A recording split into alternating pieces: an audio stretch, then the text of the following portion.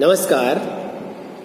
आज के इस वीडियो में जयशंकर प्रसाद की कहानी पुरस्कार के शिल्प विधान पर मैं बात करूंगा।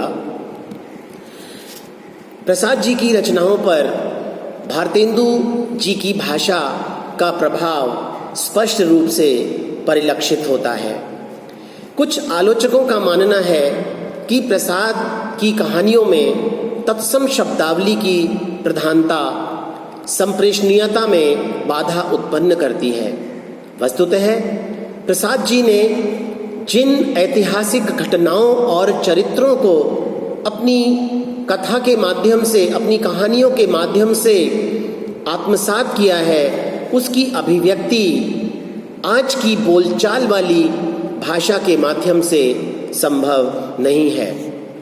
जहाँ तक पुरस्कार कहानी की बात है, वहाँ भाषा के दो रूप मिलते हैं। जहाँ प्रकृति के सौंदर्य का अंकन है, भाषा वहाँ अधिक संस्कृतनिष्ठ है, अधिक काव्यात्मक और बिंबात्मक हो गई है। ऐसे स्थानों पर ऐसा लगता है कि छायावादी कविता का कोई अंश गद्य खंड के रूप में हमारे सामने रख दिया गया हो। कहानी का प्रारंभिक अंश इसके उदाहरण के रूप में हम आपके सामने रख सकते हैं। जैसे आर्द्रा नक्षत्र, आकाश में काले काले बादलों की घुमड़, जिसमें देवदुदुम्भी का गंभीर घोष प्राचीन के एक निरभ्र कोने से स्वर्ण पुरुष झांकने लगा। देखने लगा महाराज की सवारी। शैलबाला के अंचल में समतल उर्वरा भूमि से सौंधी बास उठ रही थी। नगर तोरण से जय घोष हुआ। अब यदि हम इस अवतरण में देखें तो निरभ्र, प्राची, देवदुदुम्भी, शैलबाला, उर्वरा, तोरण, घोष आदि शब्दों के अर्थ से अपरिचित पाठक के लिए इस वर्णन के मर्म तक पहुंचना संभव नहीं दिखाई पड़ता।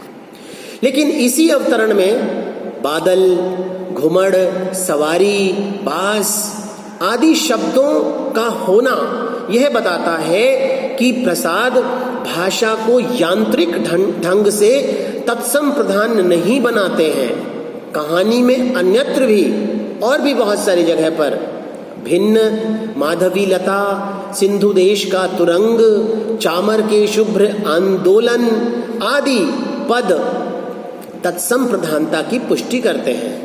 भाषा का एक दूसरा रूप भी पुरस्कार कहानी में प्रयुक्त है, जो कि बोलचाल की भाषा के बहुत अधिक निकट है और सामान्य पाठक को समझने में आसान भी लगता है।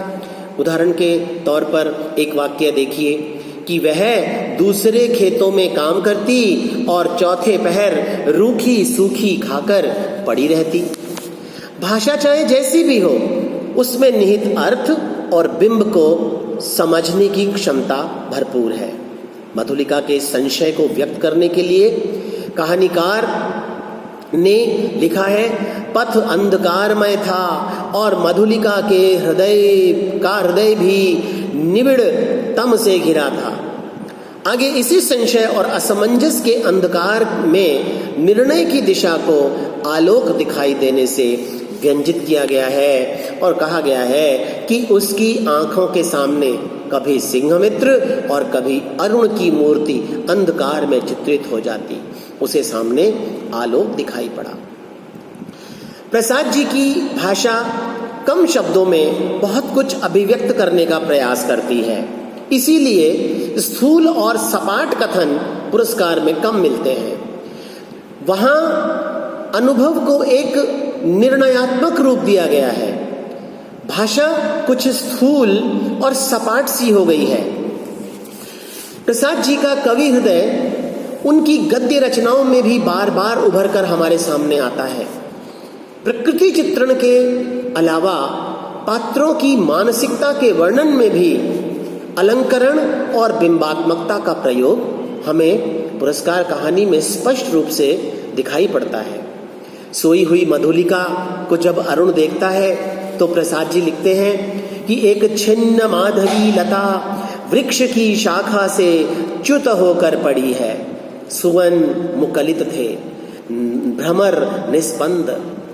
मधुलिका की निराशा को भी व्यक्त करने के लिए कहानीकार ने एक उपमान का चुनाव किया है।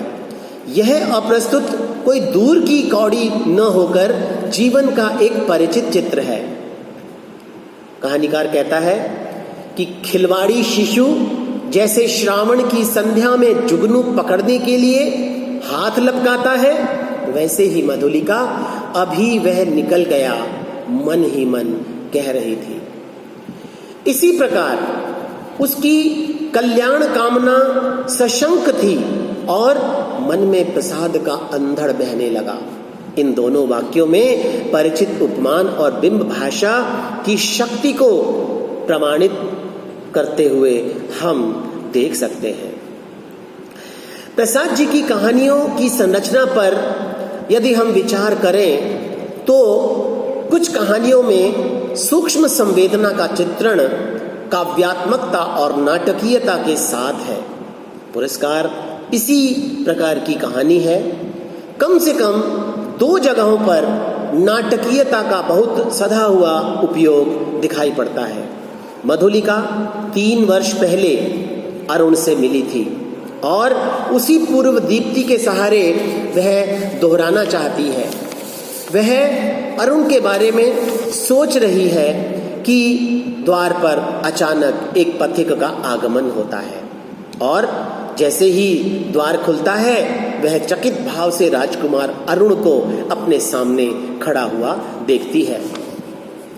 नाटकीय शिल्प विधि से उत्सुकता के चरम बिंदु का निर्माण करने का कौशल जयशंकर प्रसाद के समापन अंश में भी दृष्टव्य हुआ है।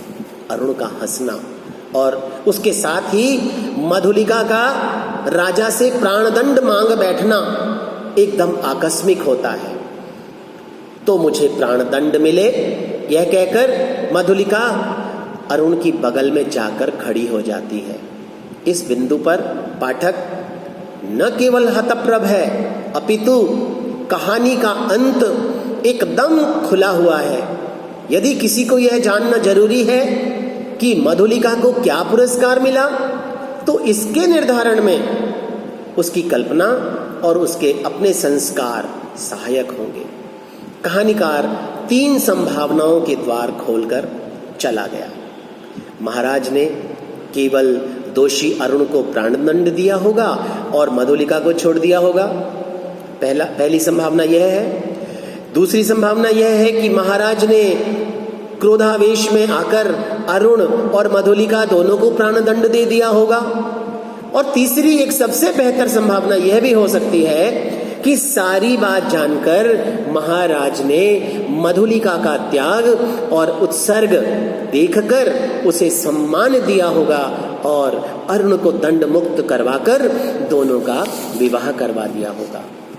एक भावुक पाठक के लिए तीसरी संभावना सबसे ज्यादा सटीक दिखाई पड़ती है, जबकि सत्ता के चरित्र से अवगत प्रबुद्ध पाठक दूसरी संभावना को भी रेखांकित कर सकता है।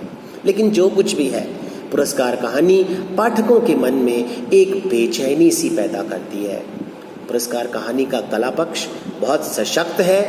इसकी कलात्मक बुनावट के प्रमुख बिंदुओं की यदि हम बात करें तो यह निकलकर सामने आता है कि प्रसाद ने प्रकृति सौंदर्य के अंकन में तत्सम शब्दावली और बिंब बहुल भाषा का प्रयोग किया है।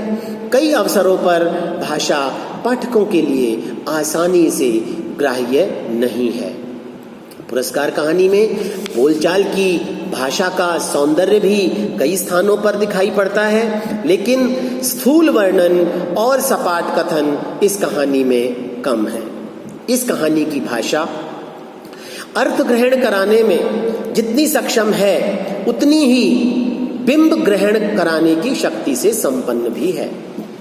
उपयुक्त उपमानों के नए ताजे प्रयोग प्रसाद की अभिव्यंजना को कलात्मक बना सके हैं। प्रसाद का कवि स्वभाव ऐसे स्थलों पर हमें मुखरित होता दिखाई पड़ता है। प्रसाद का नाटककार रूप भी उनकी कहानी कला को, उनके शिल्प विधान को प्रभावित करता हुआ दिखाई पड़ता है। पुरस्कार में कई स्थलों पर नाटकीय शैली का सहयोग लिया गया है। कहानी का अंत यदि हम देखें तो एक खासा नाटकीय दिखाई पड़ता है। इस प्रकार ऊपरी तौर पर यदि हम बात करें तो प्रसाद की कहानियां व्यक्ति की उलझनों तक सीमित रह जाने की प्रतीति कराती हैं, लेकिन साथ ही साथ उनमें परिवेश और समय की चिंताएं भी मौजूद हैं। प्रेमचंद से एकदम अलग कथाकार सिद्ध करने की कोशिश उनकी दिखाई पड़ती है और इसमें उनका शिल्प विधान भी एक बहुत महत्वपूर्ण भूमिका अदा करता है। धन्यवाद।